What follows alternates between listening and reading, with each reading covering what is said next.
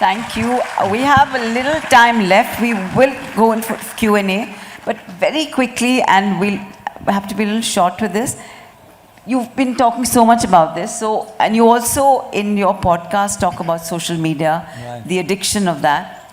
I don't want to go into the addiction aspect. I just want to talk about the importance, because I work a lot with young people, the importance of consent, right? We have so many of these apps, swipe right, swipe left, swipe whatever. But I still feel we live in a very patriarchal society where the male dominates, the female thinks she has to, you dominate, I comply, I don't know. I just want you, because they will take your words and take it to the heart. Sure.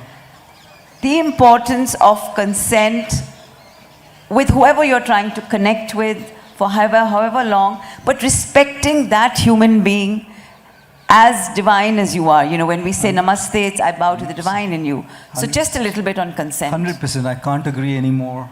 I can't agree more to what you're saying. I think we live in a world where we are dealing with human beings. And I feel when we bring in the concept of dealing with human beings, other boundaries have to melt away. And a lot of times boundaries come into picture. And when boundaries come into picture, there is dominance, there is control, there is dominion. Because one sees oneself as superior over the other. What that boundary is could be so many varieties of boundaries, right? Everyone has a different, different ideology of what that boundary is. But taking that boundary as the identity, that one dominates over the other. Can we just bloody stop doing that? And can we start respecting people not by boundaries, but by them being as human beings? और इसीलिए मैं कई बार कहता हूँ इंसान ना घर घर में पैदा होता है, इंसानियत कहीं कहीं पैदा होती है बस. Right.